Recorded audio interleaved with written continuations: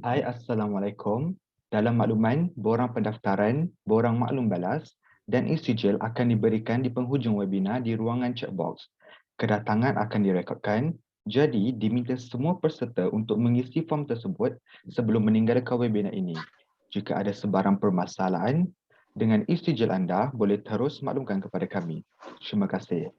Diminta semua peserta dalam keadaan mod senyap dan terima kasih kepada yang membuka kamera anda. Sekejap lagi kita akan memulakan majlis kita.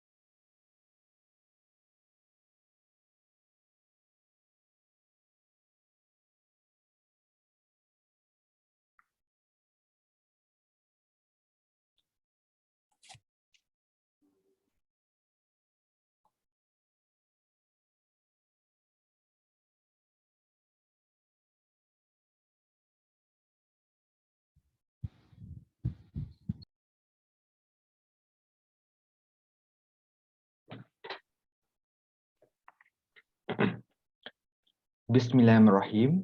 Assalamualaikum dan salam sejahtera kepada para pensyarah, ahli panel dan juga pelajar yang menyertai webinar pada pagi ini. Sihat ke semua? Diharap semua sihat-sihat belaka. Di kesempatan ini, saya ingin mengucapkan Selamat Hari Raya Aidilfitri, maaf zahir dan batin kepada semua para hadirin yang dapat hadir pada hari ini. Alhamdulillah, bersyukur kita kehadrat Ilahi bersama-sama kita dapat berjumpa di webinar bicara pendek yang bertajuk Di Belakang Takbir Pengurusan Majlis. Sebelum kita mulakan majlis pada hari ini, marilah kita sama-sama membaca umur kitab Al-Fatihah. Bismillahirrahmanirrahim.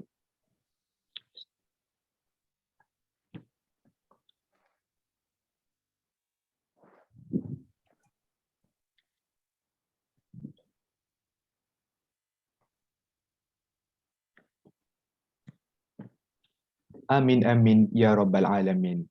Seterusnya, bagi memulakan webinar pendek pada pagi ini, saya akan menceritakan serba sedikit latar belakang mengenai kedua ahli panel kita pada hari ini. Saya mulakan latar belakang panel kita yang pertama, iaitu Encik Muhammad Syukri bin Muhammad Isa. Beliau merupakan pengasas kepada Success Event Stylist Company. Beliau telah melanjutkan pelajaran ke Pusat Matrikulasi College Negeri Sembilan dan mendapat anugerah dekan 2 semester berturut-turut. Terus, melanjutkan pelajaran dalam bidang sarjana muda kejuruteraan mekanikal di Universiti Sains Malaysia. Selepas tamat dari belajar, beliau memasuki ke alam pekerjaan di mana peringkat awal, beliau bekerja sebagai quality engineer di syarikat Fairvale Franco Cranes M Sendian Berhad. Terus, CTRM Aero Composites Sendian Berhad dan juga sebagai quality engineer. Selepas beberapa tahun berkecimpung dalam bidang kejuruteraan, Encik Syukri menjadi seorang pensyarah di City University Petaling Jaya sehingga tahun 2012. Pada tahun 2013, bermulanya beliau menjadi pengasas Success Event Stylist di mana bersama-sama Encik Saiful memperajui company tersebut. Yang paling saya kagum adalah kejayaan beliau di mana Encik Syukri dianugerahkan Winner of Laman Merdeka Week Patriotic Costume 2019 dan Speaker of Entrepreneur Week di UTHM dan IWTA 2017 dan 2018 di mana Malaysia Largest Wedding Planner Convention dan POKOK 2017 dan 2018 Malaysian Largest Event Decoration Workshop. Seterusnya, latar belakang panel kita yang kedua iaitu Encik Saiful Nizam Muhammad. Beliau juga merupakan pengasas pada Success Event Stylist Company.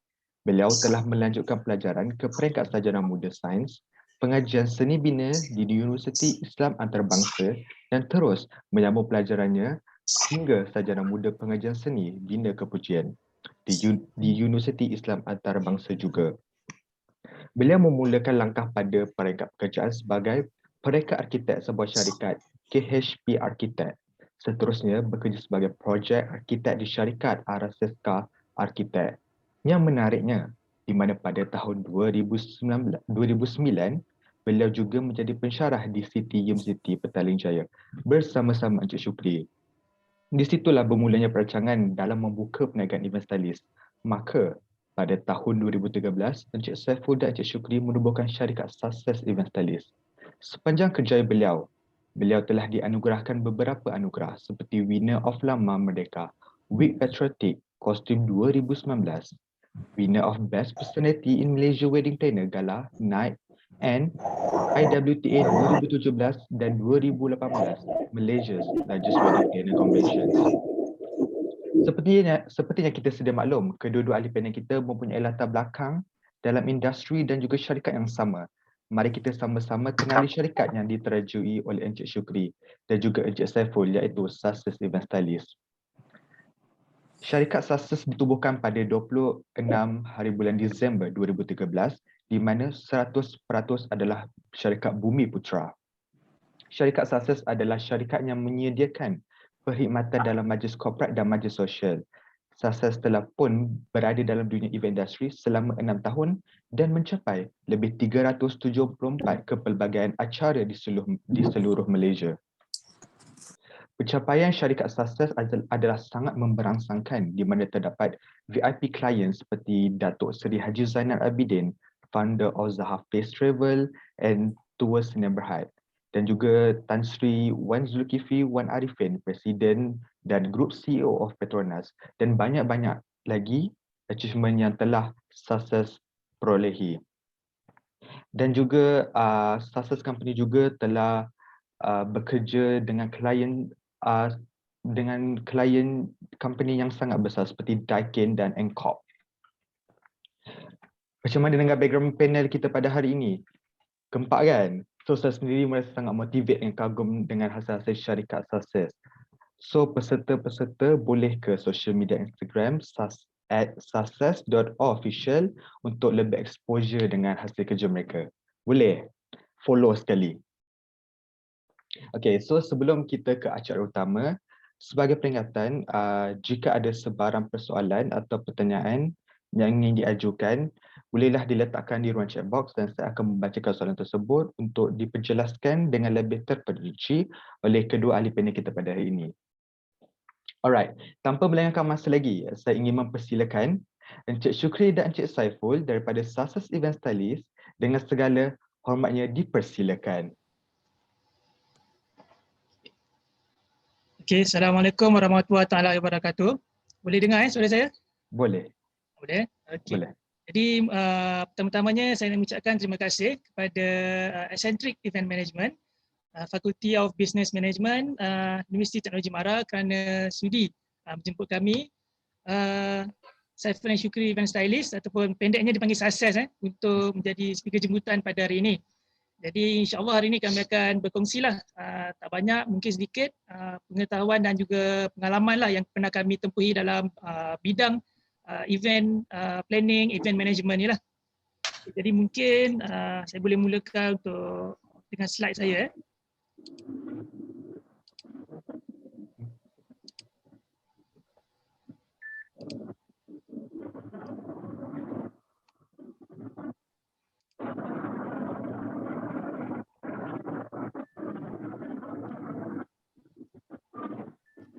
Okey, semua boleh nampak slide Boleh, boleh. Okey. Jadi untuk hari ini kami akan berceritalah sedikit tentang di belakang tabir pengurusan majlis. Jadi rasanya belum terlewat lagi untuk kami mengucapkan selamat Hari Raya Aidilfitri kepada semua kan. Walaupun kita sambutan tahun ini agak lain sikit Tapi Betul, harap betul. meriah lah. Betul, betul. Okey, jadi sedikit tentang saya. Saya Saiful Izam bin Muhammad dan business partner saya Muhammad Syukri bin Muhammad Isa. Kalau diikutkan sebenarnya kami ni bukannya daripada background event management. Okay, kalau ikutkan saya ni background saya ialah architecture dan background Cik Syukri ialah mechanical engineering. Dan benda ni normal. Kalau ikutkan dekat luar sana, kebanyakan company yang menguruskan yang buat event planning ni tak semuanya berlatar belakangkan event planning ni. Dan kalau tak silap saya ramai sebenarnya yang buat company ni dia daripada background engineer, background architecture, kan, background finance. Maknanya benda ni sebenarnya dia luas. Sebab dia orang kata yang penting kita dia tentang pengurusan lah, pengurusan. Okey. Okay, apa yang kita nak cerita hari ni? Okay, basically kita akan start sedikit sebanyak tentang introduction. Lepas tu kita akan tengoklah behind the scene. Behind the scene ni kami akan cerita melalui case study lah. Melalui case study kita akan lebih senang faham. Okay, apa isu dan problem pengurusan majlis. Okay, apa solution. Ada isu dan problem mesti kan ada solution. Okay. And then kami akan cerita sikit tentang basic skills yang diperlukan untuk jadi seorang pengurus majlis. Okay, dan juga conclusion ni mungkin akan ada sedikit tips lah yang kami boleh kongsikan dan nanti kita ada Q&A session lah. Okay. Okay. Kenalan apa itu event planning? Dia banyak terms Ada orang panggil event planning, ada yang kata event management, ada yang kata event coordination. Okay. Dia sebenarnya benda yang dia dalam skop yang sama. Okay, kita manage benda yang sama, iaitu kita merancang. Sebab event planning ni sebenarnya dia first step untuk kita buat sesuatu majlis. Okay, maksudnya klien akan cari seorang event planner. Apa yang dia nak planner tu buat ialah dia nak planner tu faham kehendak dia dan terjemahkan kehendak dia tu dalam bentuk realiti lah. Okay, so tugas orang event planner sebenarnya dia bermula daripada conceptual stage sampai actual event tu yang berlaku. Okay, maknanya daripada A sampai Z. Okay, conceptual ni maksudnya klien kena datang dia tak ada idea pun dia nak buat apa. Dia cuma kata, okay, I nak buat majlis sekian. Okay, please help me. Okay, so itu datangnya planner. Planner akan, jadi saya akan cerita sebenarnya apa step-step yang kita perlu buat kalau kita ni nak bergelar seorang event planner. Okay. And then event planner ni memang dia perlu bekerja rapat dengan klien sebab dia kena orang kata design event tu. Okay, design ni bukan orang kata fashion saja, bukan barang saja. Sebenarnya event pun kita kena design. Okay, macam mana nak jadikan event tu sesuatu yang menarik, macam nak jadikan event tu sesuatu yang memorable. Kita tak nak buat event yang orang tak ingat pun. Nak buat apa kan? Betul. Jadi bila kita faham kehendak klien, so macam mana kita nak terjemahkan vision dan objektif dia tu dalam bentuk majlis tu lah. Okay? Sebab ke klien dia apa membezakan kita dengan event planner yang lain? Sebenarnya idea kita lah. Okay? Cara kita menterjemahkan idea klien tu. Jadi event planner sebenarnya dia merancang semua termasuk detail majlis dan juga apa tindakan yang perlu diambil untuk menjayakan majlis tu. Okay, sebenarnya setiap apa yang kita buat pun tak kisahlah kita merancang majlis ke, kita buat assignment pun lah. Kan? Rancangan tu penting. Dan perancangan itu penting dan juga detail yang kita buat tu dan cara kerja kita tu akan menentukan kerja kita tu akan jadi sangat hebat ataupun kerja biasa-biasa saja. Okay? Okay. Dan selalunya event planning, first step ni initial discussion. Okay, initial discussion maksudnya apa perkara awal yang mesti kita titik beratkan. Okay, ini antara pada pengalaman kami lah, 3 perkara ni paling penting. Masa kita first jumpa klien, kita mesti nak tahu apa event ideas atau themes dia. Maksudnya kita bincang, okay, basically apa yang you nak sebenarnya untuk majlis ni. Mungkin kita kata, okay, saya ambil contoh lah kita merancang birthday party. Okay, birthday party untuk siapa? Birthday boy, birthday girl. Okay, kalau macam kata untuk birthday boy, okay, nak tema apa? Mungkin dia suka kartun, mungkin dia suka racing car. So benda tu yang kita kena tahu dulu sebelum kita nak keluarkan idea-idea yang lain. Okay, lepas tu kita kena tahu bila tarikh dia. Tarikh tu sesuai ke tak? Okay. And then yang ketiga ni yang antara yang paling penting, budget guidelines. Kita mungkin tak ada lagi budget penuh, tapi kita kena tanya klien, okay, anggaran budget dia berapa? Supaya kita boleh tahu, okay, majlis ni sebenarnya majlis berskala besar, berskala sederhana atau berskala kecil. Tak guna kita cerita panjang-panjang kalau kita tak tahu apa bajet tu berapa. Sebab nanti kita akan Budget. overquote atau mungkin kita akan underquote. Okay? Oh. So 3 ni jalan balik. Maksudnya yang penting kita first kita jumpa klien, kita kena tanya dulu basically apa basic ideas dia. Okay? Bila dia nak buat dan juga berapa bajet dia. Okay, bila kita dah tahu tiga ni, next step baru kita akan go into detail. Okay? So far okay semua? Kalau ada yang tak faham nanti boleh tanya masa apa? Tak tahulah mungkin Farid apa dia kalau dia tanya terus ke ataupun mungkin boleh je tanya terus. Nanti saya akan baca balik. Okay. Okay, so far clear Okay. Macam gambar yang dalam slide ni, ini bukannya wedding pun Ini sebenarnya kami masa ni ada satu projek fashion show. Okay, contohlah fashion show ni, kita tak boleh kata datang-datang terus je set up. Tak boleh. Kita mesti jumpa dulu dengan klien kami masa ni fashion designer lah. So fashion designer ni datang bagi tahu kita, okay, this is my budget, this is my team. So apa idea you untuk jadikan majlis I ni majlis yang memorable sebab ia akan dihadiri oleh ramai selebriti. Okay. So kita kena work closely dengan fashion designer ni lah, baru kita tahu okay, idea kita ni sesuai tak dengan konsep keseluruhan dia. Okay. Dia menarik sebenarnya event planning ni. Kalau once dah terlibat dalam event planning ni, rasanya dah tak nak buat benda lain dah. Betul-betul saya pun sangat tertarik dengan event planning semua. So, bila sebut event planning, kita jangan terlalu kecilkan skop fikiran kita. Dia ni buat wedding je. Dia ni buat apa corporate function tak. Kita boleh menyeluruh. Kan? Sebab kita sebenarnya kita planner. Maknanya kita yang plan, kita yang manage dan kita yang akan dapatkan siapa yang akan work dengan kita. Okay? Betul, faham. Okay, ini next ni secara general apa sebenarnya tugasan event planner? Okay, pernah dengar Gantt chart tak? Yang first tu creating Gantt chart to monitor work progress. Okay, Gantt chart ni selalunya okay, ni sebab bukan cakap apa lah, sebab background kami lebih pada engineering. So Gantt chart ni sebenarnya dia mungkin ada kot. Saya rasa mungkin ada ambil kelas project management. Ada project management tak?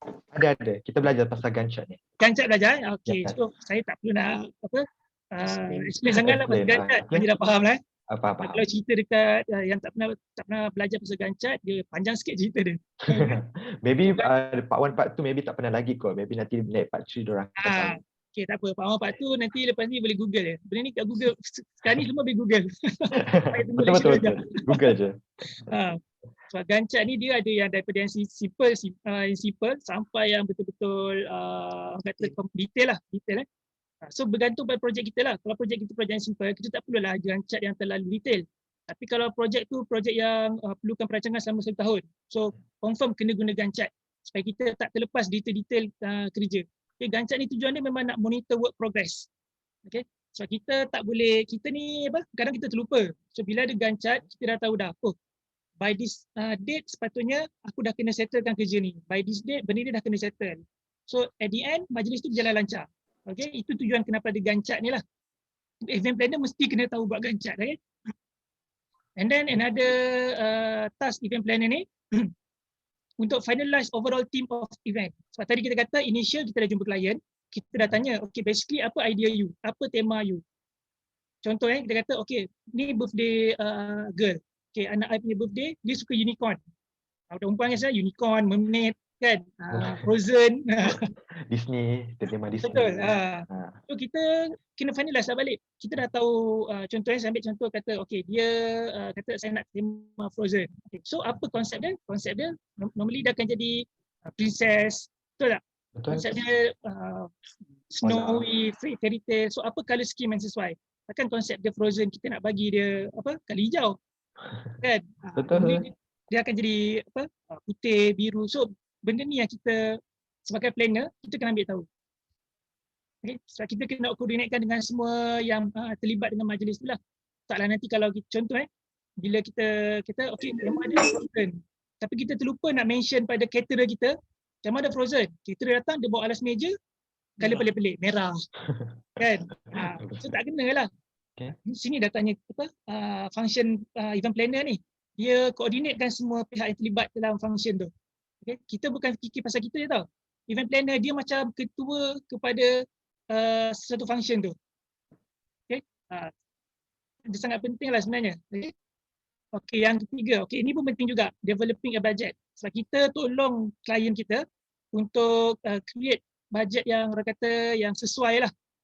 Okey, kita tak boleh nak paksa dia budget yang luar daripada kemampuan dia, ataupun kalau kita tak ambil tahu tentang budget dia, mungkin kita akan quote terlalu rendah dan majlis tu tak dapat sampai dengan expectation dia. Dia ada budget tapi kita yang tak ambil tahu dan majlis tu tak sampai expectation dia. Okay? Ini pentingnya budget. Okay? Supaya dia tak burst ataupun dia tak terlalu kurang lah. Okay? Budget ni dia bukan pasal macam mana juga budget ni dia bukan pasal untung tau. Dia pasal supaya kita majlis kita tu capai expectation klien. Tu kenapa kita kena tahu budget. Okay? Sebab kalau budget klien tu ada budget yang tinggi, so mungkin kita boleh hire vendor yang lebih berkualiti, vendor yang lebih besar. Okay? Kalau budget dia mungkin tak berapa besar, so apa solution yang kita boleh provide kat dia? Itu pentingnya budget. Okay? So far okay semua Okay, faham. Faham. Okay, next. Okay, pilih venue pilih tempat majlis pun sebenarnya kerja event planner. Sebab normally klien dia tak berapa familiar dengan venue, tapi sebagai orang yang sentiasa buat majlis, kita dah pergi banyak tempat dan kita boleh suggest kat dia. Okay, untuk tema ni saya rasa tempat ni sesuai. Contoh dia kata saya nak buat wedding bertemakan garden. Okay, so kita dah tahu dah, okay, dekat sini contoh kita kata kat hotel ni dia ada tasik yang sangat cantik untuk you buat wedding garden you. Okay, dekat tempat ni dia ada taman yang sangat cantik untuk you buat. So kita yang tahu tempat yang sesuai untuk event tu. Kenapa selecting a venue sepatutnya jadi tugas event planner. Okay. Dan bila kita dah select venue, tugas kita pula nak nego dengan contoh kalau kita dengan hotel, kita nego dengan hotel pasal rates kan, apa perks yang kita boleh dapat, apa extra yang kita boleh dapat daripada hotel ataupun venue tu lah untuk gembirakan hati klien kita. Event planner ni dia kerja dia ialah nak gembirakan hati orang sebenarnya. Betul? So, kadang-kadang hati sendiri yang tak gembira, tapi itulah kerja kita. Okay.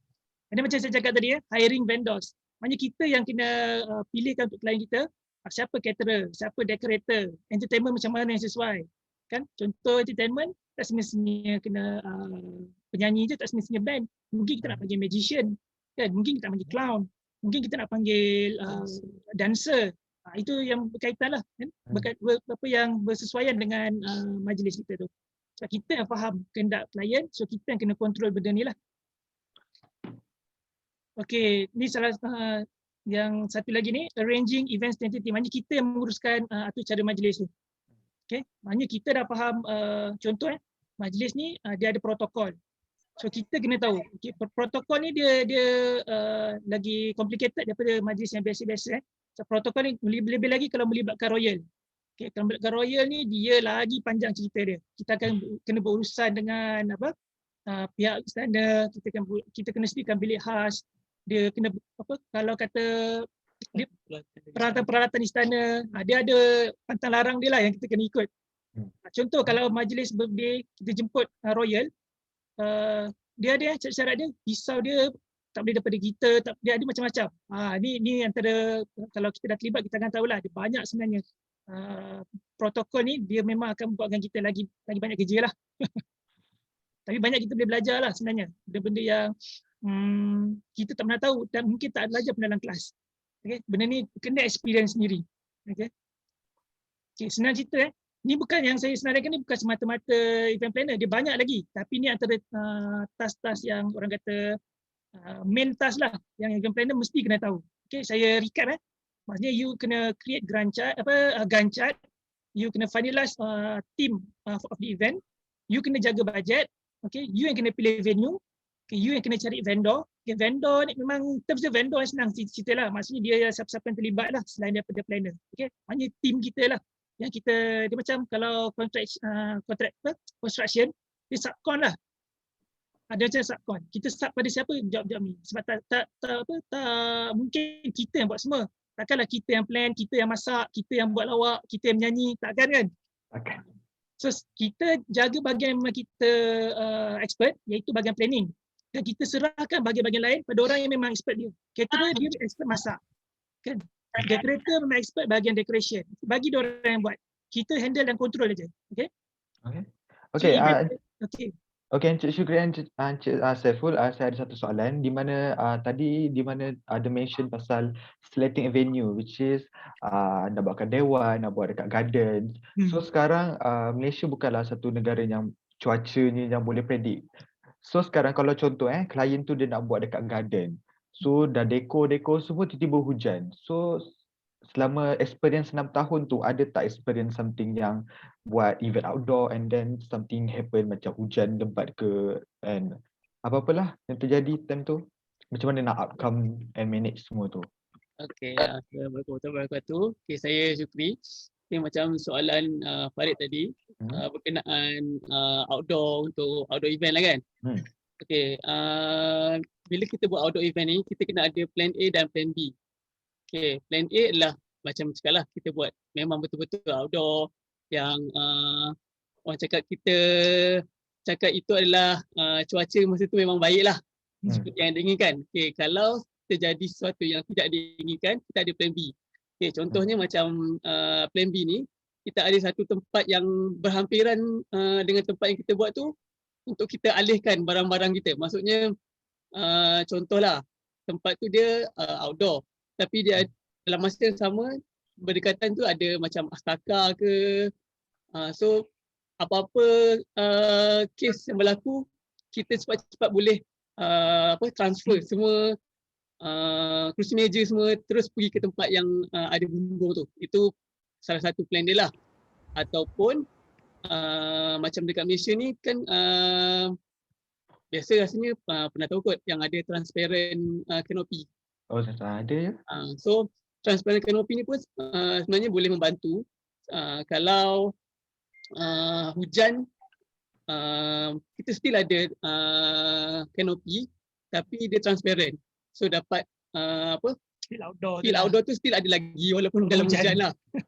Itu salah satu dia. Okay, salah satu lagi contoh macam dah lama lah yang kes perkahwinan Sharifah Sakinah. Kalau pernah tengok dulu, dia nikah memang outdoor. Tapi masa tu dia punya event planner memang orang kata well organised sebab dia menyediakan payung. Payung. Dia sediakan payung tapi payung tu sebenarnya tak ada pun dalam tentu asal. Tapi nak jadikan cerita masa dia nak nikah tu hujan. Dan masa tu terus wedding planner dia keluarkan semua payung-payung. Payung pun semua kira macam transparent dan semua cantik lah payung tu. Dan walaupun hujan tapi dia jadi macam yang expected wow factor dia lagi cantik daripada yang plan asal dia. Bila turun hujan ada payung dia macam lebih dramatik. Yes, lebih banyak gimmick kat situ. Okay. So event planner punya tugas ialah kita kena pandai manipulate keadaan yang berlaku supaya dia menjadi lebih baik daripada yang kita rancang. Faham. Okay, next question daripada Farah Batrisha. Sepanjang jadi event planner, ada tak pengalaman handle klien cerewet? Kalau ada, macam mana Encik handle ya? Okay, klien cerewet ni sebenarnya memang biasalah kita dekat luar ni. Tapi sebenarnya ada orang cakap ada pros and cons lah untuk klien cerewet ni. Okay, sebenarnya bagi kami lebih suka klien yang cerewet daripada klien yang kira macam diam je. Tak tahu sebab apa, sebab bila klien yang cerewet ni dia akan beritahu okay, dia suka apa, dia nak apa, dia tak nak apa, dia tak suka apa. So kita sebagai event planner lebih mudah untuk buat kerja sebab kita tak payah pening-pening fikir macam nak buat klien tu happy, apa yang nak buatkan dia suka dengan kerja kita sebab kita dah tahu dah. Dia dah detailkan apa yang dia suka. So dia lebih mudah daripada kita. Dan dalam masa yang sama dia dah beritahu dah apa yang tak suka. So bila ada yang tak suka tu kita try untuk elakkan, avoid. Langsung tak ada dalam ni. Contohlah sebelum ni kita pernah handle majlis. Dia cakap dalam dia punya majlis tu dia tak nak ada ostrich feather. Maknanya tak ada elemen bulu-bulu. So memang tak ada langsung ostrich feather masa tu lah. Even masa tu sebenarnya ostrich feather tu trend masa tu. Memang ramai suka benda tu, tapi tak suka. So kalau kita sebagai event planner yang shop sendiri, Kita akan letak je benda tu kan, betul tak? Sebab ikut trend kan.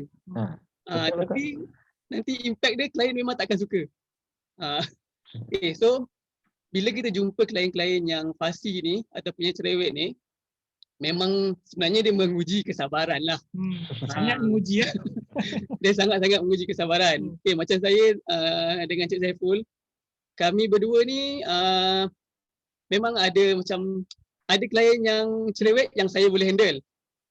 Ada klien cerewet yang saya tak boleh handle, saya pass pada Cik Saiful. So kelebihan kami bila ada partner lah. So kalau yang seorang tu dia kena pandai-pandai kontrol lah dia punya emosi. Bila dia berurusan dengan klien tu, depan-depan tu berlakon lah. Cakap okey, senyum apa semua kan. Tapi balik tu itu belakang cerita lah kan. Belakang cerita betul. So memang kita kena, orang kata kena pandai berlakon jugalah. Okay, lagi satu, sebab kita, kenapa kita macam tu? Sebab kita adalah kita punya kenalan pernah cakap, kita bukannya nak apa, kita nak duit engkau. Betul. So kita nak duit orang, kita kenalah layan dia kan. Betul. Takkan orang tu nak bagi kita duit tapi kita tak dapat apa yang dia nak. Sebab kalau kita bertengkar dengan klien, kita menang ke, kita tak kalah. Faham tak? Faham. Dengan klien, kalau kita That's bertengkar, kita walaupun kita menang, sebenarnya kita kalah. Ni nanti balik cuba fikir apa maksud saya. Tengah fikir. Sebab kalau kita kalah, klien menang, okeylah, dia still ambil dengan kita kan. Tapi kalau kita menang pun, klien tak happy dah. So in the end sebenarnya kita kalah. Sebab bila kita jadi event planner, kerja kita lah kita nak gembira dengan klien. Betul tak? Kita menang tapi klien tak happy. So sama je kita kalah sebenarnya. Itu maksud saya. Okay, next soalan daripada Husna. Kalau macam contoh vendors tiba-tiba cancel in the event day, apa patut kita buat? Vendor yang cancel kan? Vendors yang cancel. So itu pentingnya sebenarnya. Kita kena ada kontrak. Event planner bagi kita buat besar ke kecil kejap kita mesti secure kontrak. Kontrak dengan klien pun kena ada kontrak. Dengan vendor yang kita sub pun kena ada kontrak. Maknanya dia terikat dengan kontrak. Dia tak boleh all of a sudden nak tarik diri, tak boleh. So, bila kita tak ada kontrak, memang kita tak boleh nak ikat dia. Okay? Dan kontrak ni memang dia sebenarnya bukan susah sangat. Kalau kita ke macam kami sebelum ni, kontrak kita boleh buat sendiri. Sebab kita boleh refer daripada Google, kita alter untuk kegunaan kita, dan benda tu just pergi je dekat matikan stamp. Nak mengesahkan kontrak tu. Itu dah boleh jadi kontrak dah. Bukannya kata yang simple je, betul tak? Yang penting nak perjanjian antara kita dengan vendor. So dia tak boleh sesuka hati nak tarik diri. Tapi kalau ada bajet boleh jumpa lawyer lah. Macam kami dulu mula-mula first buat event ni, memang kita bajet pun kita ada sistem bajet kan. So kontrak kita buat sendiri. So alhamdulillah kontrak tu pun still valid. Tapi lepas tu kita ada bajet, so kita pergi jumpa lawyer. Lawyer pun kita bagi dia review kontrak kita yang previous kontrak. Dia kata okey boleh guna, tapi sebab kita dah jumpa lawyer kan. So ayat-ayat kontrak kita semua jadi ayat-ayat lawyer lah. So, bila ada kontrak, orang rasa terikat sikit lah. Banding kalau kita just cakap mulut, orang bila-bila boleh tarik diri. Betul lah, memang akan terjadi. Kalau kita setakat bagi job tu pada orang, cakap mulut je, memang orang boleh tarik diri bila-bila saja. So kontrak tu memang sangat penting supaya orang rasa terikat, orang rasa yelah takutlah nak tarik diri nanti kena kenakan undang-undang kan. Betul. In case kalau terjadi juga, sebenarnya memang itu sebab kenapa networking penting. Kita jangan harapkan pada seorang sahaja. Kalau kita ada caterer, kita mesti kena ada beberapa caterer yang boleh backup kita. Okay? Itu plan B lah. Okay, next question. Nila saya sebelum Encik Saiful dan Encik Syukri sambung, untuk vendors dari segi caterer, apa preparation untuk pastikan makanan dan minuman yang disajikan kualitinya baik dan kuantitinya mencukup seadanya? Okay, untuk caterer caterer ni sebenarnya kalau macam kita tengok sekarang ni, caterer memang terlampau banyak caterer kat luar kan, betul tak? Okay, dan harga dia pun kita tengok ada yang memang harga murah tak masuk akal dan harga yang tinggi, betul tak? Betul. Okay. First yang kami advice lah, pengalaman kami, jangan ambil vendor yang gunakan harga terlampau rendah. Sebab itu confirm akan ada masalah kepada kita nanti. So bila kita buat ada banyak lah sekarang ni event planner yang orang kata buang harga. Sebab dia buang harga, dia terpaksa ambil vendor-vendor yang murah, caterer yang murah. So memang kualiti takkan terjaga. So dari segi pengalaman kami akan gunakan vendor-vendor yang harga dia tak murah tapi berpatutan. So bila harga berpatutan ni kita tahu kualiti dia macam mana, dia punya barang-barang yang digunakan cukup, maksudnya cukup rasa, rempah ke, semua cukup. Sebab dia ada kos yang cukup untuk digunakan untuk buat dia punya jaga kualiti lah.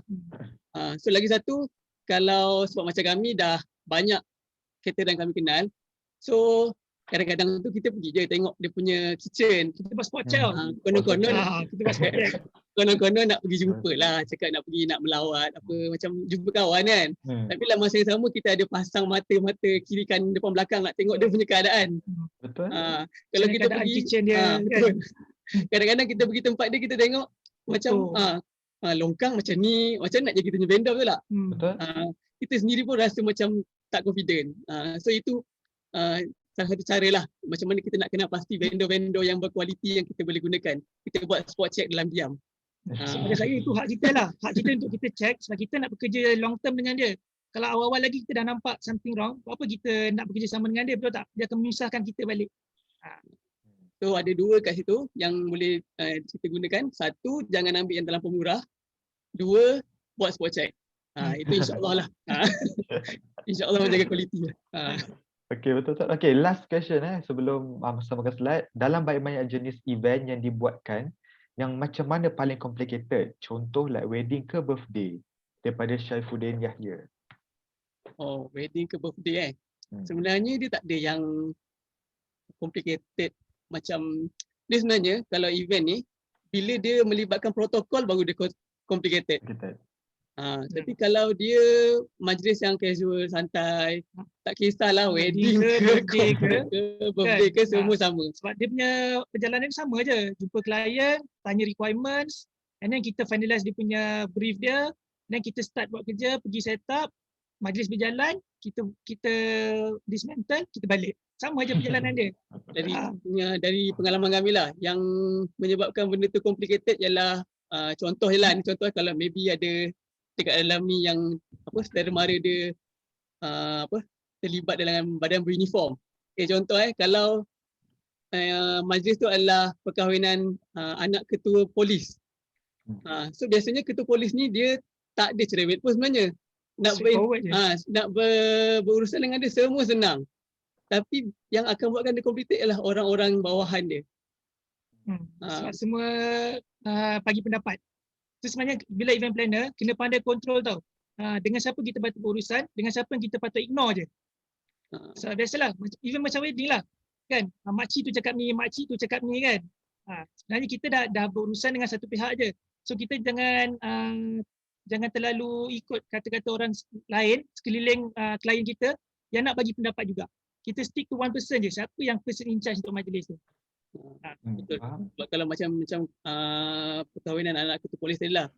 Dia yang bayar kita dah deal dengan dia apa semua. So kita ikut je apa yang kita dah deal daripada awal. Bila orang persekitaran yang lain tu, sebab biasa orang-orang tu akan datang masa kita set up. Dan dia orang akan ada request macam-macam lah. Padahal sebenarnya benda tu klien tak nak pun. Tapi dia orang yang pandai nak.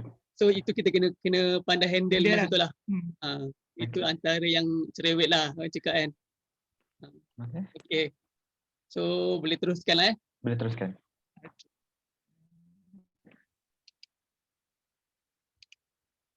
Okay, ni tadi contoh gancak the line. Saya rasa at least boleh tengoklah lebih kurang macam mana rupa gancak ni. Okay, kita terus masuk ni lah ke case study lah. Dengan case study ni kita akan lebih faham lah. Case study ni basically kita akan cerita sikit tentang background case study, and then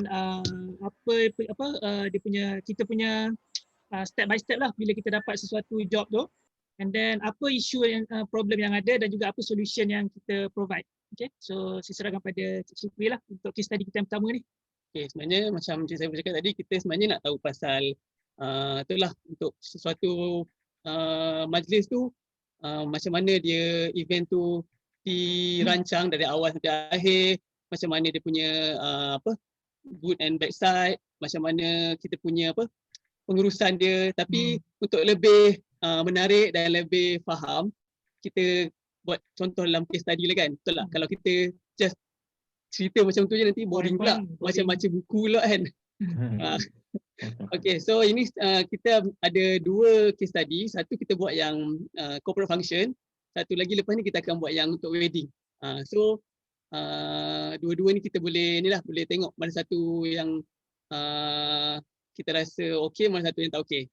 Okay, untuk first kali case study kita pernah handle untuk LHDN Gala Dinner 2019. Okay, ini untuk Puspanita. Ini majlis ni Gala Dinner ni dia peringkat kebangsaan ni. Maksudnya dia LHDN satu Malaysia datang. Malaysia. Termasuk Sabah dan Sarawak. Okay, yang ni masa tu sebab dia punya majlis hujung 2019 sebelum COVID lah lebih kurang kan. Sebelum COVID Okay, dia buat dekat Renaissance Hotel KL. Okay, klien kami adalah Sri Kandi LHDN. Okay, masa yang diberikan untuk buat majlis ni untuk plan majlis adalah masa setahun. Setahun 12 bulan. Dia bukannya sekejap, setahun kita nak merancang majlis ni. So kita boleh katakan ini adalah antara big project jugalah sebenarnya. Okay, so okay, untuk yang ni, okay, kita ada first kali ni macam mana kita punya proses lah. First kali dia contact kita through FB Messenger. Okay, mula-mula dia PM dululah. Dia cakap lah dia dari LCDN, dia berminat untuk buat berminat untuk ambil kita sebagai event planner dia untuk dinner dia. Okay, masa tu masa tu kami pun dalam proses daftarkan benih untuk income tax, cukai. So belum lagi betul-betul bayar cukai begitu tak.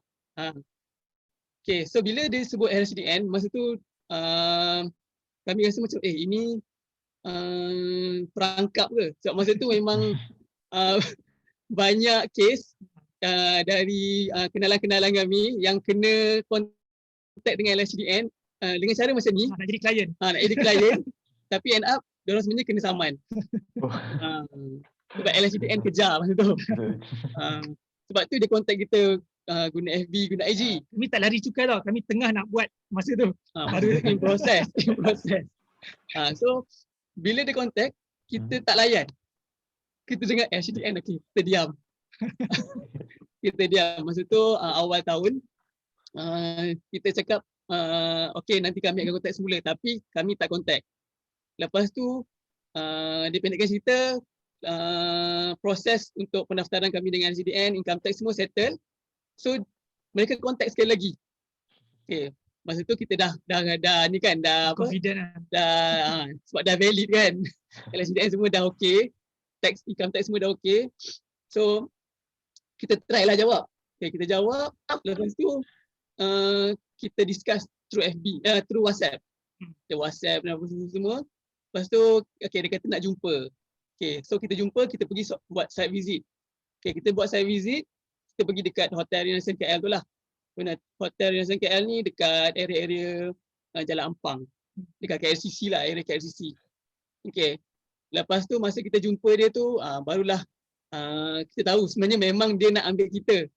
Dari awal tu bukan dia nak perangkap lah kan. Tapi orang cakap dah rezeki tu memang rezeki juga kan. Walaupun dah beberapa bulan kita tak jawab tu, dia tetap cari kita juga. Sebab dia kata dia dah lama dah follow kita punya IG, dia dah kira macam nak ambil kita lah. Okay, so maksudnya gitu. Biasa klien ni memang akan contact kita through FB. Lepas tu kita akan discuss through WhatsApp. Lepas tu baru kita buat site visit.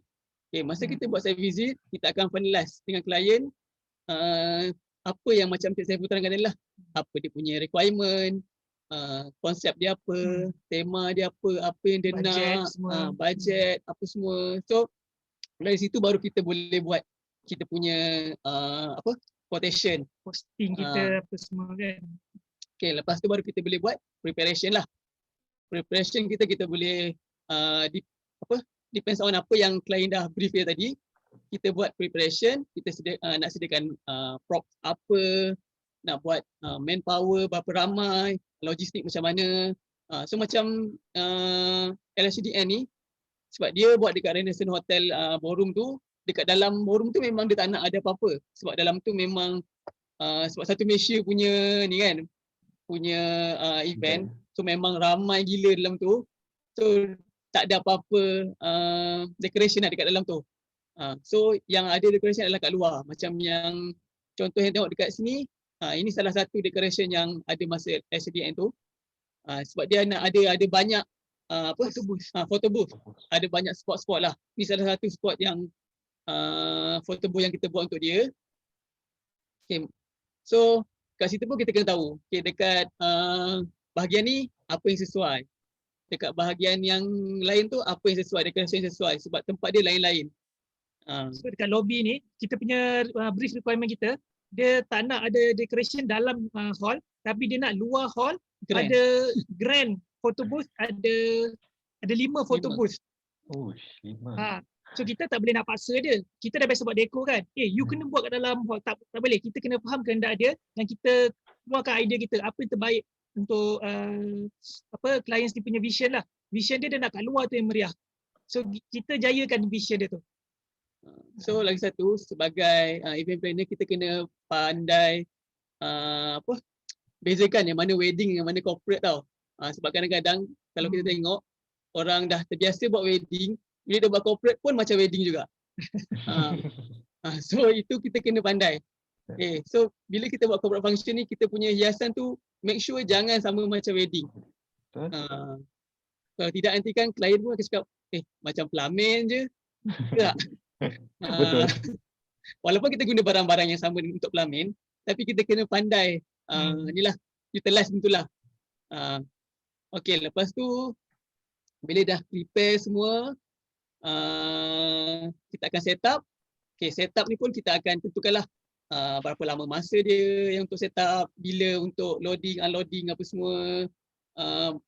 Kira benda tu. Dan untuk set up ni sebenarnya tugas event planner masa ni, sebelum untuk set up tu kita dah berurusan dengan pihak hotel untuk kita tentukan berapa masa yang diberikan untuk kita set up. Kat mana loading area. So apa borang-borang yang kita kena isi. So dia set up bukan datang set up semata-mata tau. Dia ada tugas-tugasan dia yang event planner kena buat sebelum datang. Yang ini kita berurusan dengan pihak hotel lah, sebenarnya orang banquet lah. Dia akan bagi tahulah apa requirement hotel sebelum kita datang untuk set up. Sebab kalau macam sekarang pula ada yang tambahan ialah bila set up ni kita kena ada swab test. So staff-staff kita ada hotel yang perlukan semua kena swab test. Ada hotel yang perlukan swab test untuk foreigner je. So itu semua requirement berbezalah antara hotel-hotel lah. Pentinglah untuk planner ambil tahu benda ni. Sebab kalau kita tak ambil tahu, kita terus pergi je, sisi je kita kena halau balik. Kan? So planner dia bukannya just dia bukannya dunia glamour tau. Kita bukannya budak mainstream nak glamour. Planner ni sebenarnya dia kerja dia makan tabir tu memang kita kerja keras sebenarnya. Tak cukup tidur, terkejar-kejar klien, itu kita event planner. Kalau kita tak buat macam tu, majlis tu tak akan berjalan lancar masa hari majlis. Biar kita susah sebelum function tu start, yang penting masa function dia akan smooth je. Memang kita ni antara orang yang tak disukai oleh vendor lah, kita akan sentiasa kerja ada orang. Okay, kalau cerita pasal setup ni untuk LHDN tu boleh katakan lebih kurang hampir 72 jam kita tak tidur non-stop. 7 jam. 72 jam, lebih kurang 3 hari lah. 3 hari. Jadi semua dah sedia kan tak tidur 72 jam. Jangan ingat semua happy-happy je kerja event planner ni. Macam kita orang cakap dulu masa study tak tidur malam siapkan assignment apa semua kan. Sebenarnya benda tu preparation untuk jadi event planner juga. Dah biasa tu. So sekarang bila alam pekerjaan pun benda yang sama berlaku. Okay, lepas tu bila kita set up, biasa set up ambil masa yang lama lah. Then lepas dah habis event semua kita akan dismantle. Okay, dismantle tu biasa tak akan ambil masa yang sama macam set up. Cuma kita kena pandai organize lah. Apa benda yang kena set up dulu, apa benda yang kena dismantle dulu. Sebab kadang-kadang hotel lepas kita punya event, ada event lain yang nak masuk. So kita kena tanya dulu hotel, kawasan mana yang dia perlu gunakan dulu, yang perlu kita clearkan awal. So kita kena pandai pandai arrange masa kita. So bila kita dah arrange mana nak kemas dulu, kita pun boleh arrange sekali dengan lori datang untuk ambil barang kita. So tak adalah nanti lori dah sampai, kena tunggu kita sampai 3-4 jam, kita tak habis kemas lagi. So benda ni semua tugas event planner lah. Kita menguruskan masa juga sebenarnya. Okay, next kita beralih kepada soalan daripada kita punya peserta from Liana. Saya nak tanya, better jumpa wedding planner berapa bulan sebelum wedding? Which is di dalam era COVID-19 sekarang ni. Soalan dia. Okay, kalau macam sekarang sebab kita MCO on off ni kan. Okay. So kita boleh jumpa wedding planner tu kalau macam dulu 6 bulan sebelum 6 bulan sebelum majlis lah. Kalau macam sekarang rasa 3 bulan dah boleh jumpa dah. Cuma untuk finalisekan masa tu, macam tarikh tu bergantung pada keadaan semasa lah. Macam kadang-kadang kita dah 3 bulan kita dah plan, masa tu tak PKP, still boleh buat majlis, so still on. Macam kami macam sekarang ni lepas raya ni sebenarnya banyak wedding, banyak event, tapi semuanya terpaksa postpone sebab beberapa hari sebelum raya kena PKP kan. So itu sekarang ni tak boleh nak tak boleh nak. So, ada benda yang kita tak boleh nak kontrol. Tak boleh kontrol. Keadaan ekonomi kita tak boleh kontrol. Keadaan bencana alam kita tak boleh kontrol. COVID ni pun kita tak boleh kontrol. Tapi so normally selalu macam Cik cakap, sebenarnya yang secantiknya 6 bulan sebelum majlis kita dah jumpa wedding planner ataupun event planner. Kan? Sebab kalau setahun dan ke atas selalunya tak apa-apa sesuai. Setahun tu paling max lah. Nak jumpa setahun awal dah jumpa dah. Untuk function besar okey. Tapi kalau selalunya kalau terlalu awal kita jumpa nanti tak jadi. Pengalaman kami kalau klien tu tanya dia punya majlis dalam 3 ke 6 bulan daripada sebelum majlis, benda tu insya-Allah jadi. Kalau yang setahun lagi biasanya kadang berangan je. Yes. Kadang orang saja tanya kaji, okey company ni sesuai tak? Padahal dah cari company lain. Tapi banyak juga yang setahun bila ni balik lalas putus tunang lah, jadi kahwin lah. Jangan tanya awal sangat. Tapi kalau untuk prepare budget, boleh lah. Boleh. Tak tahu budget kan. Okay, next question. Okay, apa lagi? Cakap dulu. Sorry. Dah. Okay, next question daripada Zuhelmi. Salam, apa pendapat Tuan berkenaan masa hadapan industri pengurusan acara ini selepas era pasca pandemik COVID-19? Ada kemungkinan pemain industri perlu membuat sebarang perubahan dalam bisnes strategi atau bagaimana? Okay, kalau macam sekarang ni lah, start dari tahun lepas, memang untuk pemain industri macam kami, sangat-sangat terkesan. Macam kami sendiri, banyak kawan kami yang dah gulung tikar lah. Sebab dia terlampau fokus pada event. So dia tunggu, end up memang dia tak boleh nak buat apa dah. Dia tak boleh nak survive. Tapi macam kami, sebab kami ada mentor yang kami masuk kelas lah. Dia beritahu daripada awal dulu masa tahun lepas, okay, sekarang siapa yang buat servis kena ada keluarkan produk. Macam pengurusan majlis kita dikira sebagai servis, kita tak ada produk, kita bawa servis. So bila jadi macam tu kita cepat-cepat terus kena cari apa bisnes yang kita boleh keluarkan produk. Tapi dalam masa yang sama kita bukannya tutup bisnes ni, kita tidurkan, kita rehatkan dia. Rehatkan sementara, tapi dalam masa yang sama kita bangunkan bisnes lain. Itu kita punya backup lah. Tapi lama tu cakap bila jadi macam ni, alhamdulillah sampai sekarang kami still lagi boleh bertahan dan dia kata kunci dia sebenarnya kena adapt. Kita tak boleh takut perubahan. Bila berlaku macam contohnya COVID ni memang sangat jelas lah. Berlaku COVID, kalau siapa yang bertahan tak nak berubah, memang habis. Itu contoh keliling kami dah jadi. Kan? So apa yang kami buat, kami bukan keluar produk-produk yang jauh daripada bisnes pun. Kami buat, kami wujudkan studio bergambar. Kita tak boleh buat majlis kat luar, so kami jemput orang datang ke studio kami, ke butik, kita buatkan satu set pelamin yang cantik, lepas habis nikah kat pejabat kadi terus datang bergambar. Oh. Faham tak? So itu kita Faham, adapt. Kita jangan harapkan orang datang ambil servis kita dekat rumah dia. Kita panggil orang datang ke tempat kita. So itu antara yang kami buat lah. Dan baju-baju pengantin banyak kan. Kami sewakan, ada yang kami sewakan pada harga yang promosi, ada yang kami let go je terus buat jualan pre-love. Memang kami tak sangka masa kami buat tu sambutan sangat menggalakkan. Sabah, Sarawak, Singapura nak baju pre-love. Baju-baju pengantin yang lama-lama kita jual je. So kita jangan takut untuk buat perubahan. Selama ni kata kita buat event-event je, takkan kita nak pergi jual baju, takkan kita nak buat pelamin dalam, tak semua kita kena adapt, kena laju. Okay, tapi dalam masa yang sama, dalam keadaan sekarang ni bukannya orang tak nak buat event lah. Tak boleh je. Tu satu lagi, ada yang kita buat event tapi kita tak boleh nak tunjuk. Faham tak maksud tu? Maksudnya? Maksudnya contohlah kan, macam Nialofa kan. Oh, Nialofa. Nialofa punya wedding, dia buat wedding. Yes. Tapi dia macam terlampau exposure. Dia dah lah selebriti kan, tapi dia post dekat IG, post dekat FB, kat Bagi media.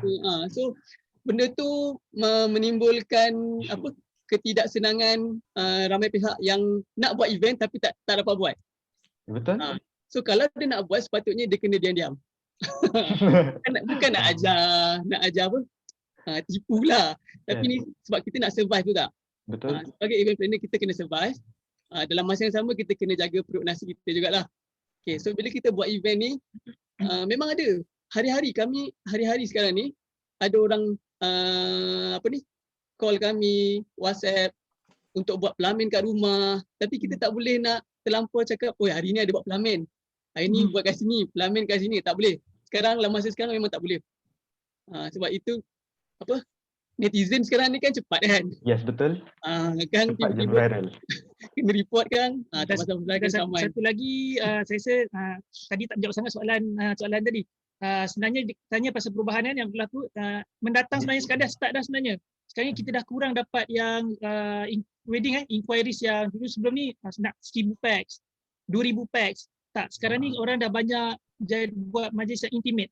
Majlis untuk 50 orang, majlis untuk 100 orang, majlis untuk 150 orang. So semua jangan risau tau. Dalam bidang event planner ni, masa depan kita cerah sebenarnya. Cuma dia akan berlaku perubahan. Masa depan tak mungkin akan sama dengan yang selepas COVID. Memang akan banyak perubahan. Cuma kita kena adapt je. Jangan takut. Kita jangan takut lepas ni tak ada event job, lah ada semua. Event tu tak akan ada. Kan orang mesti akan kahwin, company mesti akan buat event, semua akan ada. Cuma dah ada perubahan lah. SOP lah, majlis tak boleh buat ramai-ramai. Tapi orang tu tak akan buat majlis. So jangan risau. Contoh macam LCDN tu lah yang kita buat tu. Masa 2019 tu memang kau-kau lah kan sebab satu Malaysia.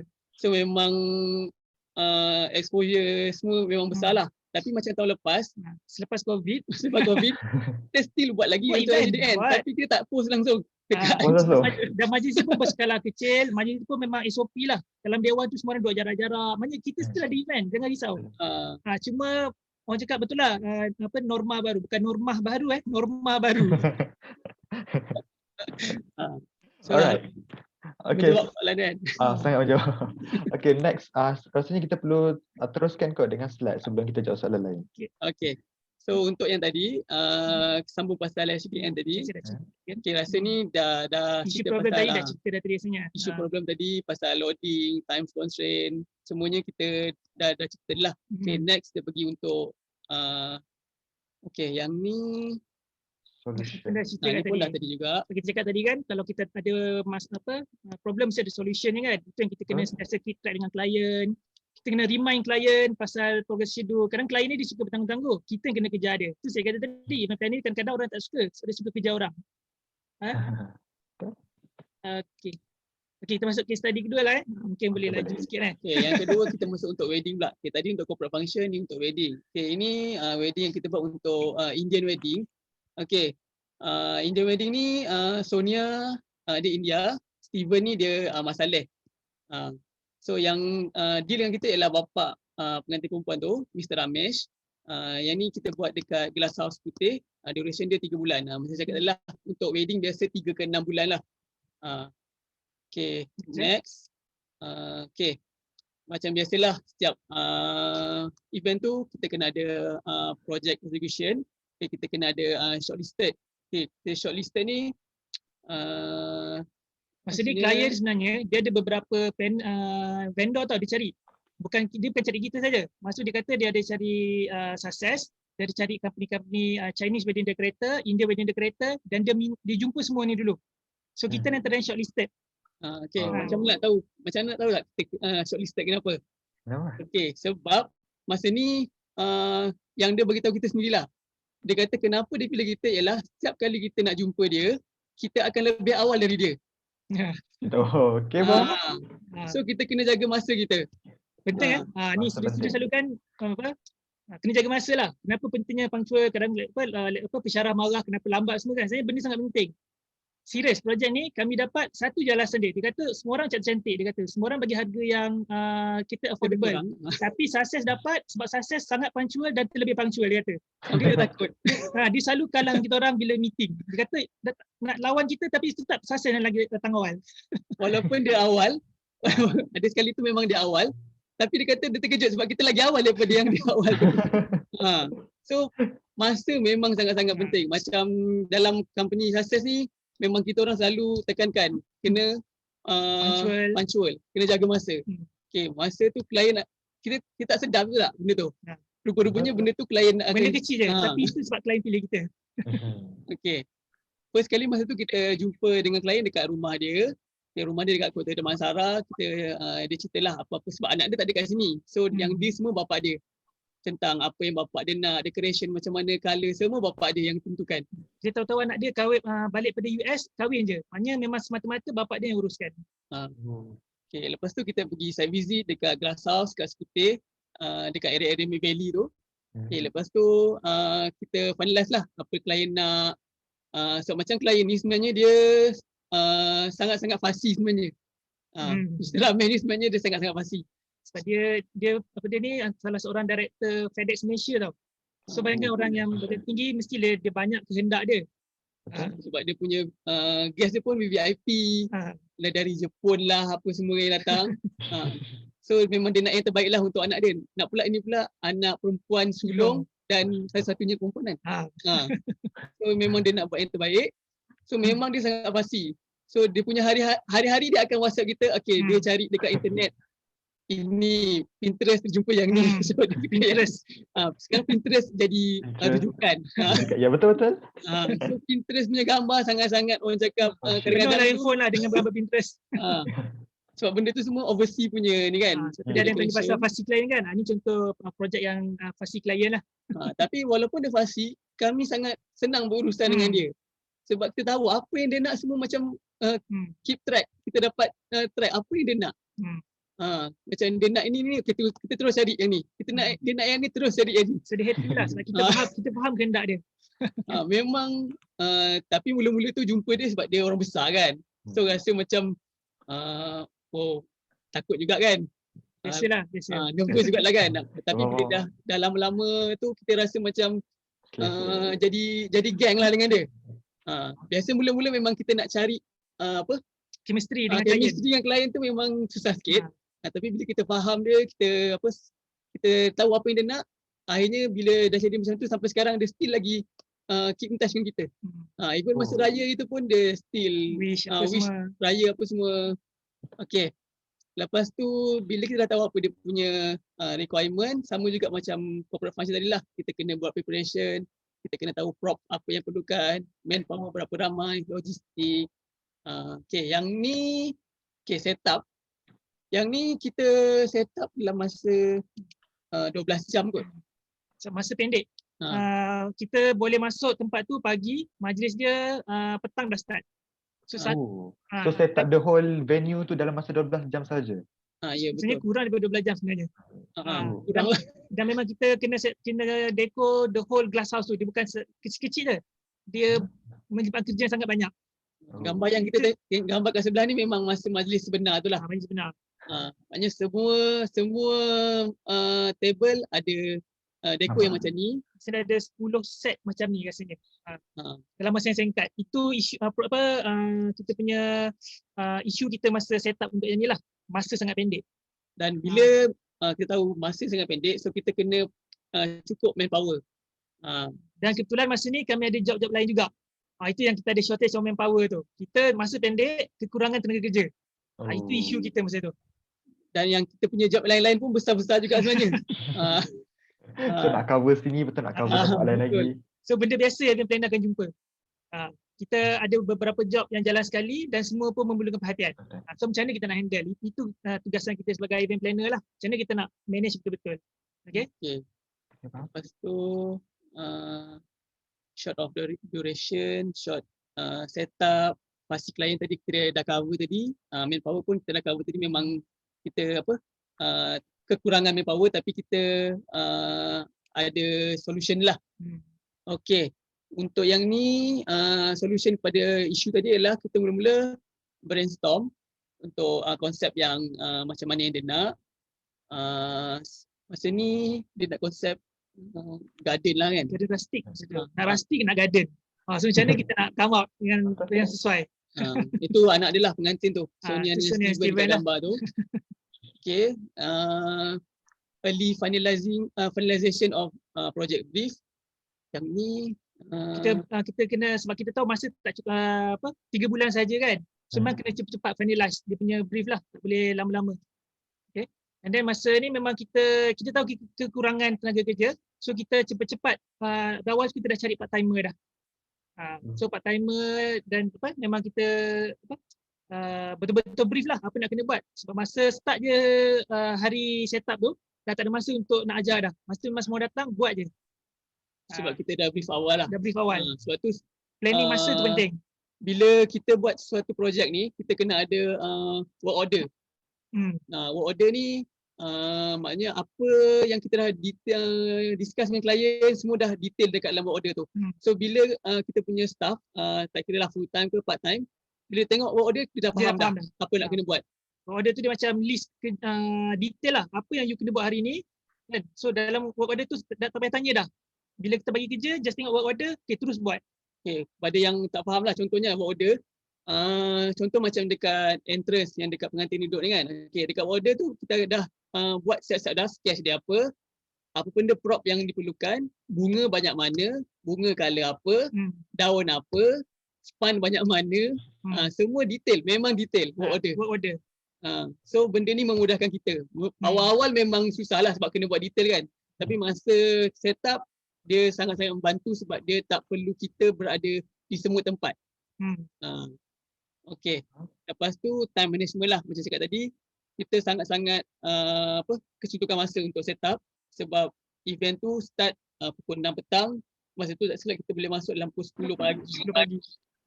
So itu adalah masa yang diperlukan, yang kita ada lah. So kita kena betul-betul plan apa yang kita nak buat. Okay. Kita kembali pada soalan pula. Okay, so daripada Arisha Syazwani. Saya nak tanya, apa jalan penyelesaian yang akan diambil jika disalahkan oleh klien? Dan klien cakap company Encik ni mempunyai servis yang teruk. Okay. So, setakat ni Alhamdulillah macam cakap dengan Cik Saiful dengan cakap tadi, semua yang kita dah discuss dengan klien, semuanya kita dah masukkan ke dalam agreement, dah masukkan dalam kontrak. So, Alhamdulillah untuk sukses tak ada lagi berlaku benda-benda yang macam tu.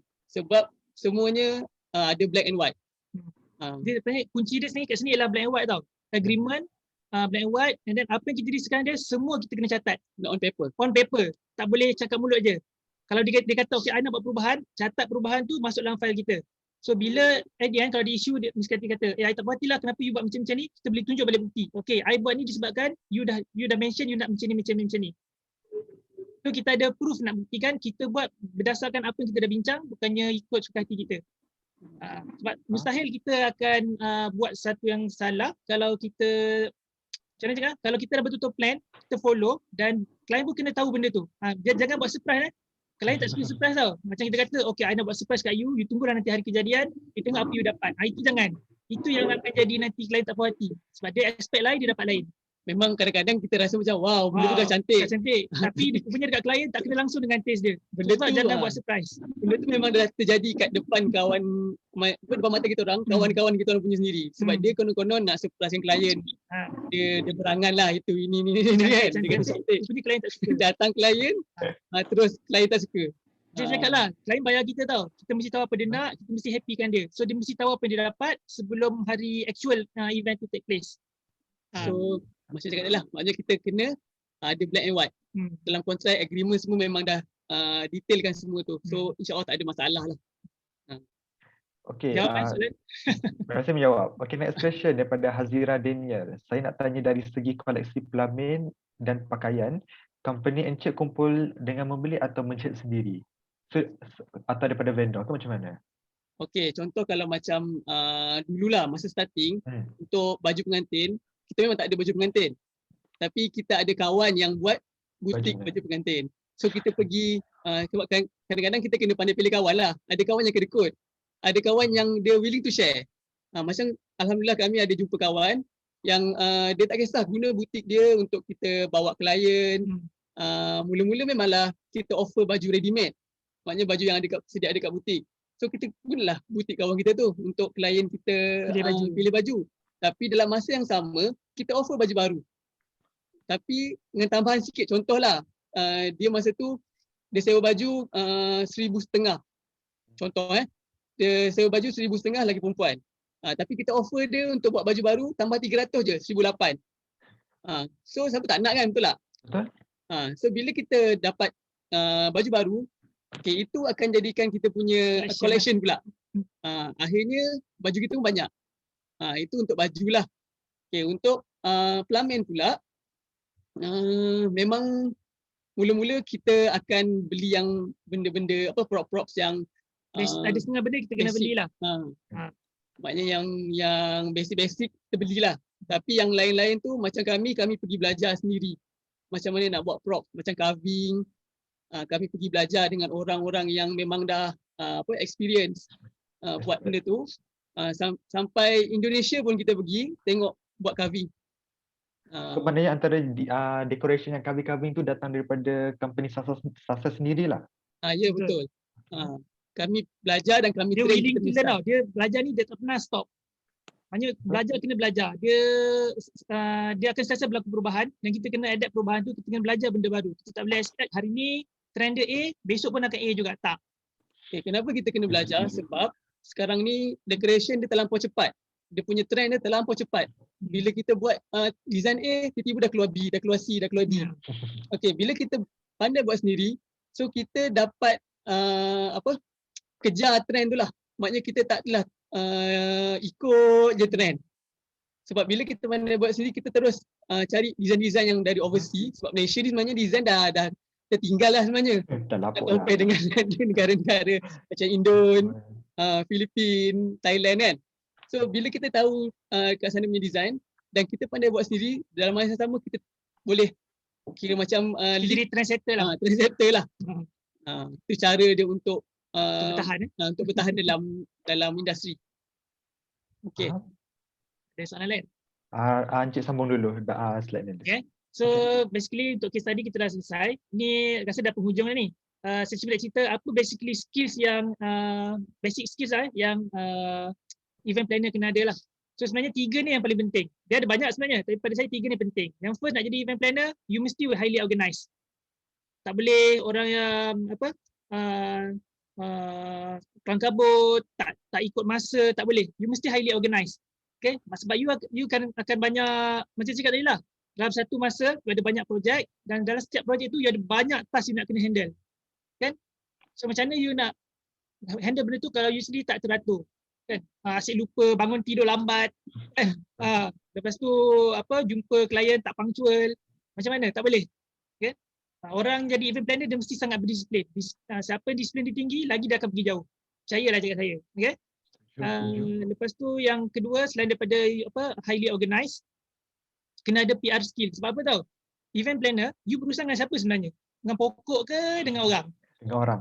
Dengan orang kan? Yes. So sebenarnya nak jadi event planner yang bagus, orang cakap kena seorang yang sangat mudah didekati, seorang yang mudah berurusan dengan orang, kita tak boleh, dia macam ni saya cakap, saya ingat Cik Syukri bukannya orang yang ke depan sangat tau. Kita ni sebenarnya mesti ramai dalam sini introvert je sebenarnya, tak suka nak jumpa orang sangat apa semua. Tapi in this line, dia buat kerja ke depan je. Selain kerja tak apalah nak malu-malu balik. Okay, mesti kena approachable. Mesti apa orang cakap, sebab kita nak High kena interact confidence. dengan orang, betul kan? Dia jumpa orang confident je. Lepas tu jadi diri sendiri balik. Okay, PR skill tu kena ada. Sebab kena pandai macam mana nak nego dengan klien, macam mana nak pitching, nak pujuk klien terima idea kita, macam mana nak pujuk pihak hotel bagi ekstra pada klien kita. Kalau you bagilah sikit ekstra coklat ke, bagilah ekstra benda cantik-cantik. Kita yang itu kerja kita tau. Bukannya klien nak pergi jumpa orang hotel nak cerita benda tu. Itu kerja kita. Okay, macam mana kita nak network dengan ramai vendor-vendor, supaya vendor lagi kita baik dengan dia, lagi banyak kelebihan kita akan dapat. Okay, bagi you harga kawan-kawan lah, bagi you harga kasih sayang. Kan? Kalau kita ni muka ketat je, siapa nak bagi kita harga kasih sayang? Betul tak? Betul. Itu PR skill sangat penting untuk event planner. Yang satu lagi saya sangat penting juga, communication skill, written and verbal. Okay, jangan kata tak penting. You kena pandai buat kontrak. Belajarlah. Aku cakap benda ni semua kat Google ada. Okay. You kena pandai buat kontrak. You kena pandai buat presentation untuk present kat klien. Okay. Lepas tu kalau verbal, kena pandai macam mana nak convince klien. Mungkin kena berlatih lah. Kalau siapa yang tak malu-malu, mungkin berlatih bercakap depan cermin dulu. So, benda sangat penting. Written and verbal, dua ni sangat penting. Okay. So you nak write proposal, ataupun mungkin you handle event client, you nak kena write speech untuk dia. Kalau you write speech biasa-biasa, dia tak meninggalkan kesan. Cuba bayangkan, kita write speech, bila klien macam kata kita buat wedding kan, kita buat speech untuk mak baca pada anak dia. Dia baca je, satu dewan menangis. Kan? Benda tu akan jadi orang ingat kita tahu. Anak ambil dia lah, dia memang pandai pegang hati orang. Macam mana nak jadi tu, dia terus lah, tak adalah kata terus jadi kan. Dia continuous learning lah. Belajar sikit-sikit, insyaAllah kita pandai lah. Okay. Ni. Okay, ni tips-tips lah. Siapa nak jadi event planner. Okay, yang penting kreatif lah. Okay, mana datang kreatif ni? Kreatif ni kadang-kadang bukannya semata-mata bakat tau. Kreatif ni boleh dilatih. Sebab kena banyak membaca. Melalui pembacaan, betul. Melalui pembacaan kita akan lebih kreatif sebab kita akan lagi banyak berimajinasi. Orang kata, alah nak jadi event planner baca apa? Tak, mesti kena rajin membaca. Kena rajin pilih bacaan lah. Jangan baca majalah-majalah hiburan je. Hanya kenalah baca majalah-majalah yang berkaitan dengan decoration. Betul tak? Satu lagi, ni mungkin tak berapa popular lah idea ni, tapi sebenarnya saya suka tengok movie. Tengok movie bukan semata-mata nak happy-happy tau. Kita tengok movie, kita observe. Okay, contoh macam dulu, saya pernah ada satu sebenarnya masa jadi lecturer, saya pernah handle student punya design. Masa tu dia punya design dia nak buat konsep Moroccan. Saya cakap dia, you balik, you cari cerita ayat-ayat cinta, you tengok cerita tu. Bukan tengok cerita dia bercinta. Tengok scene masa dia nikah. Itu tujuannya kita tengok movie. Kita nak dapat idea. Okay. Dan satu lagi, hari ni Pinterest lah. Pinterest macam-macam ada. Itu cara kita nak cari idea juga untuk be kreatif.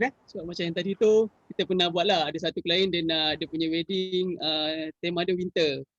Winter so, masa tu kita macam cari-cari idea apa semua. Coincident, kita punya idea tu lebih kurang macam yang dalam cerita Harry Potter. Memang bila kita tengok balik memang sebiji macam apa yang Harry Potter tu punya scene masa cerita Goblet of Fire. Memang sekarang pun kita tengah prepare untuk klien, tema dia Bollywood. Dalam Bollywood ni pula kita try masukkan elemen dalam cerita, kalau siapa yang suka tengok cerita Bollywood, Three Idiot. So sebenarnya bila kita tengok cerita tu inspiration lah, inspiration. Bukan tengok saja lah. Kita tengok apa di sebalik watak tu. Okay. And then next multitasking. Okay, multitasking sangat penting. Maknanya boleh buat 2-3 kerja dalam satu masa yang sama lah. Siapa boleh multitasking, insyaAllah dia akan jadi event planner yang bagus. Okay. Kalau siapa yang dia kalau buat satu benda dia menghadap tu je, insyaAllah lah. Kena belajar jugalah multitasking. Tak banyak, sikit pun jadi. Jangan cakap saya tak tahu. Kena buat dulu. Kan? Betul tak? Okay, misalnya benda ni semua tadi saya dah cakap dah, adapt to teknologi. Betul, teknologi maksudnya sekarang ni macam kata siapa yang susah sangat multitasking, kita ada apps, kita ada software. Guna benda-benda tu semua. Jangan terlalu tradisional sangat. Kan? Berani mencuba. Kan? Okay. Okay, ni yang last ni untuk fresh grad lah. Ini bukannya skills tapi ini lebih pada attitude lah. Percayalah cakap saya. Mula-mula kerja, please down to earth. Maksudnya jangan keluar-keluar aku grad, aku tahu semua benda. Jangan macam tu. Jangan aku ada degree. Aku ada degree, aku tahu semua benda. Tak Jangan riak lah.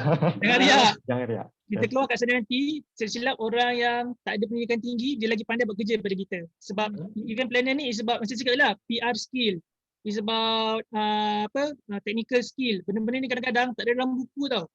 Benda ni dapat melalui experience. Mungkin orang tu lepas SPM dia terus dia kerja bawa event company dan experience dia lagi banyak yang kita boleh korek daripada dia. Betul. So sebenarnya macam dekat dalam ni yang memang study business, event apa semua ni, so sebenarnya baguslah. Memang dah awal-awal dah expose pasal benda ni. Macam kami awal-awal belajar engineering, belajar architecture. So lepas tu barulah nak belajar pasal event kan. Tapi untuk anda-anda semua memang sangat-sangat beruntung sebab dari awal memang dah didedahkan dengan benda-benda ni.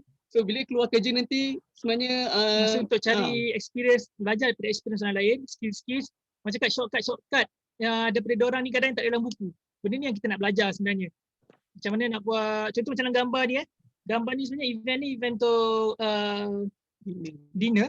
Okay, dia sangat cost efficient.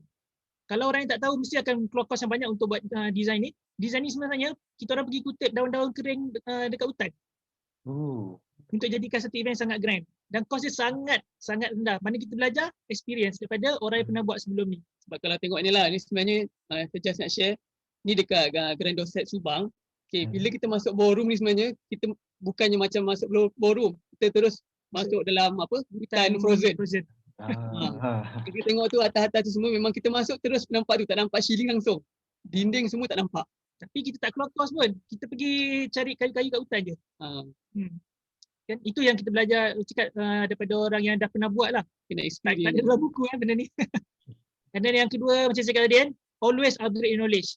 Dah habis belajar, lepas ni boleh join seminar, short course, workshop, apa-apa yang berkaitan yang boleh, tak kisahlah apa-apa, management ke,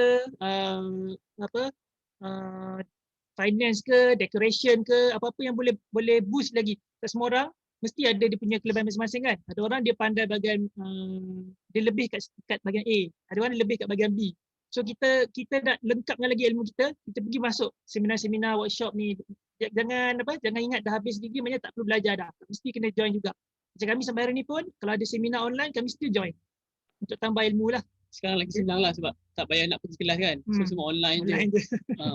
Satu hari boleh pergi sampai 2-3 seminar pun tak apa. Okay. Lepas tu kita kena find your mentor.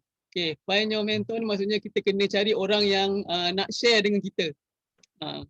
Ramai yang dekat luar sana orang yang hebat-hebat tapi tak ramai yang nak share apa yang dia ada. So kita kena pandai cari orang yang kita boleh duplicate dia punya kerja. Dia tak perlu macam contohlah kita tak perlu nak langgar pokok. Tak perlu nak gagal dulu lepas tu baru berjaya. Kita terus berjaya sebab kita tahu macam mana orang berjaya tu buat dia punya kerja dia. Dah tahu dah step-step dia. Kita follow je. Orang-orang yang macam tu kita kena carilah. Contoh macam masuk kerja kan, ke office tu kita ada manager yang pandai. Kita follow dia rapat-rapat. Belajar dengan manager kita. Jangan macam asyik-asyik nak bergaul dengan orang-orang yang sebaya kita je. Tak. Faham tak? Kena terbangkan muka, bercampur dengan orang yang lebih experience, tak apa.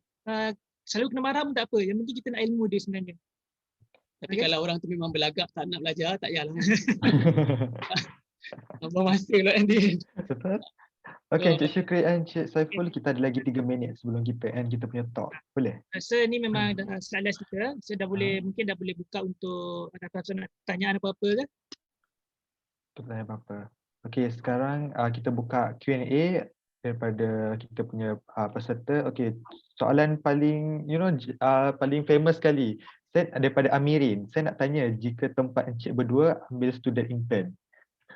Okay, sebenarnya memang kita buka lah pada sesiapa yang nak buat intern kat kita. Sebab sebelum ni pun memang ada kita ambil student intern yang apa orang cakap boleh kita ajar, yang boleh kita share ilmu yang kita ada lah. So kepada yang nak apply buat intern kat sini tak ada masalah, boleh hantar CV. So boleh contact apa host, tahu kot kita punya detail.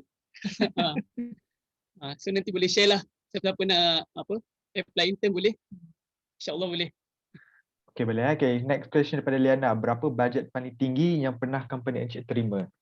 Bajet Bajet. Bajet, okay, bajet. Uh, Tak expose. Kalau tak tak apa kita. Dia 100,000. Tu je lah dia punya 1,000. 100,000. Tapi kena ingat bila kita 100,000 bukan yang maksudnya job tu job scope dia besar lah. Hanya banyak pihak yang kita nak kena bayar, banyak pihak terlibat. Jadi memang bersesuaian lah dengan function. Selalunya yang bajet besar ni selalu corporate function lah. Sebab corporate function selalunya dia duit company. So, company dah ada bajet dia. Kan? So nampak tak kat situ sebenarnya kita berada di dasarnya betul. Jangan risau Jangan risau, tak ada job ke apa, insyaAllah ada. Okay, last question dari peserta kita daripada Anis. Bagi grand wedding, berapa lama masa yang diperlukan untuk lengkapkan persiapan dengan rapi dari segi lighting, staging dan sebagainya? Okay, sebenarnya kalau untuk grand wedding ni, kalau kita cukup bajet dari klien tu cukup, sebenarnya tak sampai sebulan pun boleh buat. Sebab kita bila bajet dia cukup, so kita tahu siapa orang-orang yang profesional yang boleh kita hire.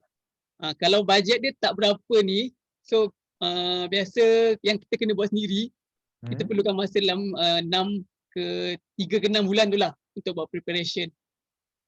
Kalau untuk setup grand wedding ni sebenarnya memang kalau kita sebenarnya harapkan dapatlah 2-3 hari tau untuk setup satu event tu.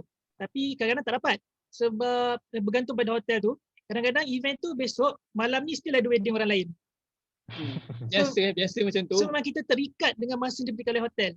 Dan bila kita dah tahu, itu pentingnya planning. Kita dah tahu masa kita sangat terhad. So berapa banyak kerja yang kita kena buat masuk. Kalau masa panjang mungkin kerja sikit. Tapi kalau masa sangat pendek, kerja memang kena ramai. Faham. Ini cabaran-cabaran dia lah. Kita tak boleh nak ikut masa kita sendiri. Memang kita kena ikut masa venue yang kita pilih tu. Okey. Kepada para peserta, ada lagi tak soalan-soalan yang nak diajukan kepada Encik Syukri dan Encik Saiful sebelum kita tamatkan kita punya webinar ni? Semua okey tak? Yang 99 orang ni? Harap-harap semua apa yang kita share ni dapat membantulah sedikit sebanyak kan. InsyaAllah betul-betul. Yes. Oh, last daripada Husna Zaman ni, pernah tak terjadi apa-apa insiden masa prepare or during event, and what should we do in case something bad happen? Bad happen something bad. Means kita dah ada plan A, plan B tu kan?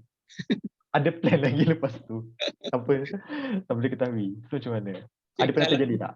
Contohlah kalau kita dah buat plan A, B, C sampai Z kan. Tapi semua bila kita buat semua tak jadi kan.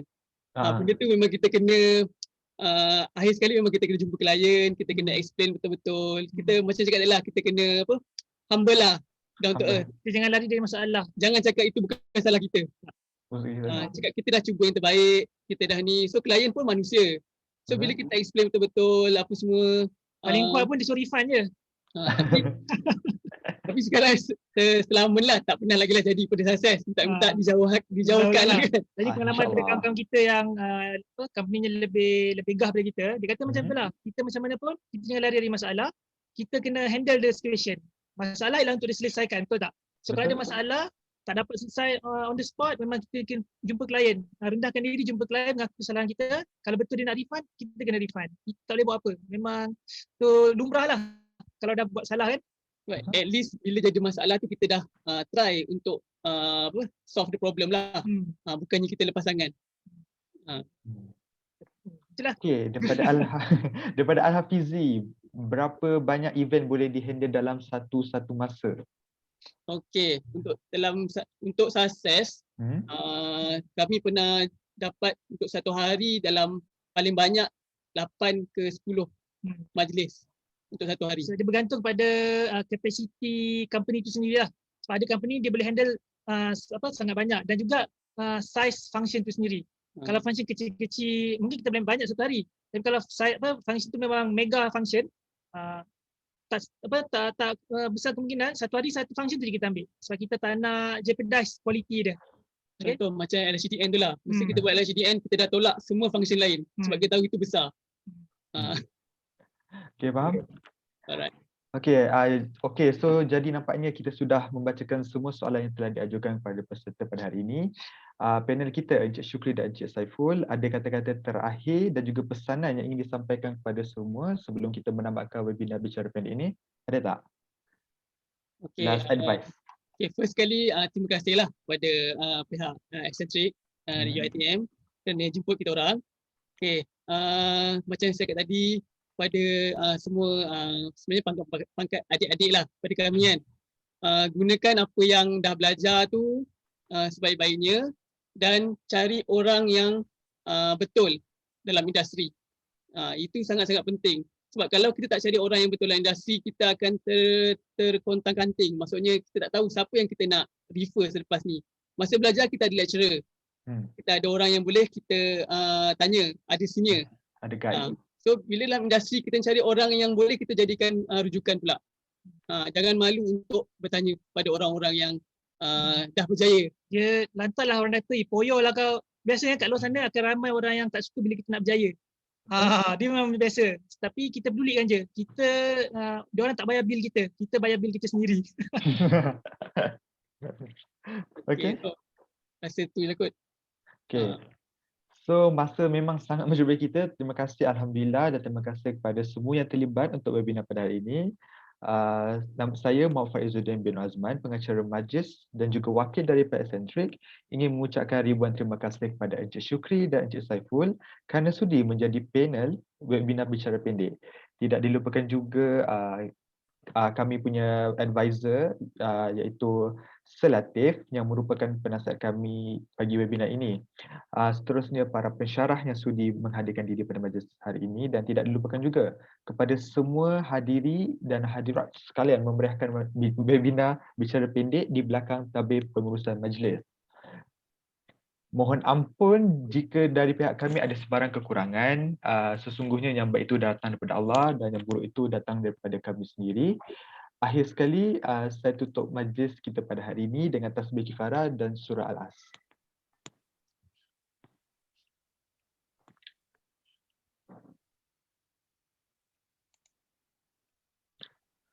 Okey, dalam makluman, borang pendaftaran, borang maklum balas dan isi sijil akan diberikan di penghujung webinar di ruang chat box. Okey, kedatangan akan direkodkan, jadi diminta semua peserta untuk mengisi form tersebut sebelum meninggalkan webinar ini. Jika ada sebarang permasalahan dengan isi sijil anda, boleh terus maklumkan kepada kami. So, terima kasih. Thank you yang hadir hari ini. Bye.